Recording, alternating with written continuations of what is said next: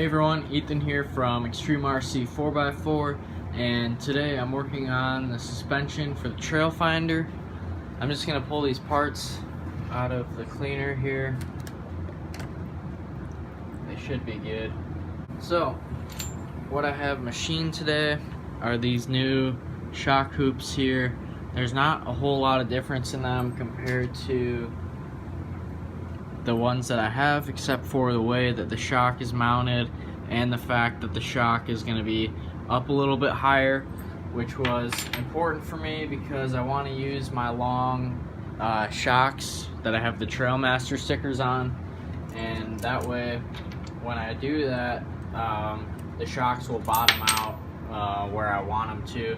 They're bottoming out too soon with this one, so I thought I would just whip those out quick.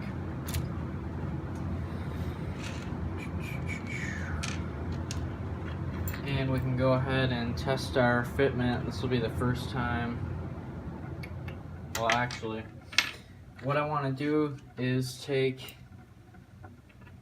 this screw here and we're going to put it in from the inside. And then I'm going to lock a lock nut down on the outside so that I don't have to take the bed off every time I want to get at the shocks. The way that my bed is mounted, it's hard to get to the back side of those easily.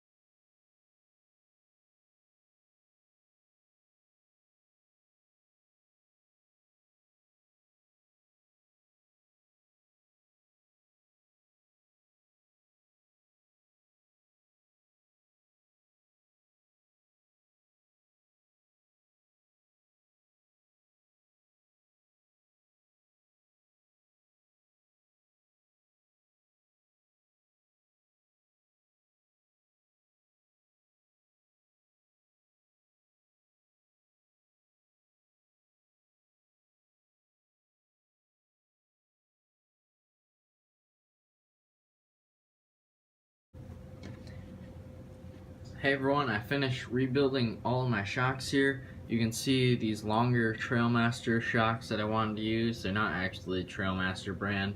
There's a sticker that I slapped on there. I thought they looked pretty cool.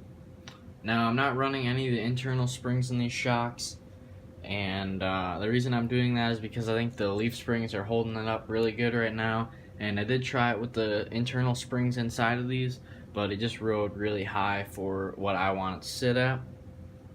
Some other things I did with these shocks is you'll find in the RC four-wheel drive shocks, if you remove these ends here where all the seals are, there'll be an O-ring and then a plastic, kind of a hard O-ring, and then another O-ring. And I usually remove that hard plastic O-ring and replace it with one of my own because I think it seals up a lot better when I do that. And what I also do is put a little bit of grease inside of there.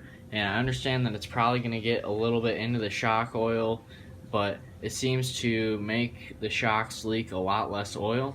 And it doesn't look like the smoothest shock in the world, but a lot of the impurities are kind of on these shafts here. You can feel it rubbing on the shock itself. So that's alright with me. I'm not going for anything super high performance here. But I will show you how easy the rear shocks go on with the shock towers that I made. All we're going to do is install the bottom first with our hardware.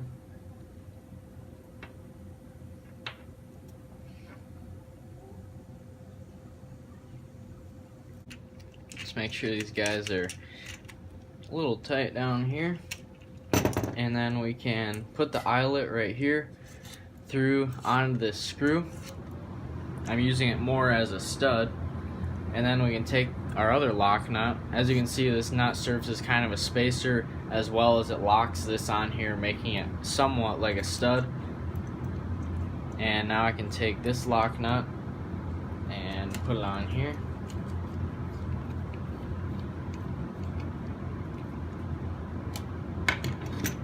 and as you can see, really secure, and it bottoms out just where I want it to. If you look at these leaf springs here, they come up almost to where they're level, horizontal, and the issue with them going too far up is the leaf springs, the shackles will come all the way back around and they'll pull the truck down sometimes. I know there are companies that make parts, new hanger right here, that will move it back so that that can't happen, but I figured I would just go ahead and make these because I wanted to be able to use these shocks, and I think they look really nice. You can see the stickers on there. This is some more pretty stuff to look at on the Trailfinder. But here's the original one. Mine isn't exactly the machining quality that RC 4-wheel drive has, but they do look very nice for something that I made up in about a day. Other things I've done to my suspension in the past couple days is I rebent the leaf springs here so that I get a little bit better ride height on there, and it actually supports the front end now. Before I did that, the front end was all the way down, riding on the bumper where the stops are, and in the rear end I didn't do anything. All I have is the single helper. In the front I have all of the helpers, but the O-ring mod I did here, you can see there's an O-ring between the top of the axle and the leaf springs on that screw, as well as there is an O-ring on top of the leaf spring in between a washer and then the nut, and that seems to free up the suspension a lot. I've seen other people do it, so I'm not taking credit for the idea, but I do get a whole lot more flexibility out of this truck than I used to. And take in mind, this has basically no weight on it on the rear end right now, but it is doing pretty good. The one thing I really noticed when I put these O-rings in here was how much the ride height jumped up, just because of the fact that I believe the nuts were smashing the leaf springs against the axle. So when you put those O-rings in there, it frees up the ability for those leaf springs to lift up a little bit more and flex around more easily. So I'm really happy with that. I don't have the nuts tight on here. They're just up to where they start locking, and it has everything tight, so there's nothing loose on here. The O-rings are smashed a little bit, but I don't have them completely flattened out.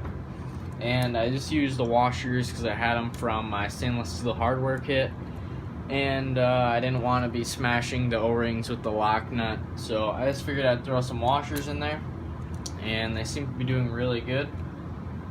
But anyways guys, thank you for watching. Please like, comment, and subscribe, and I'll see you guys in the next video.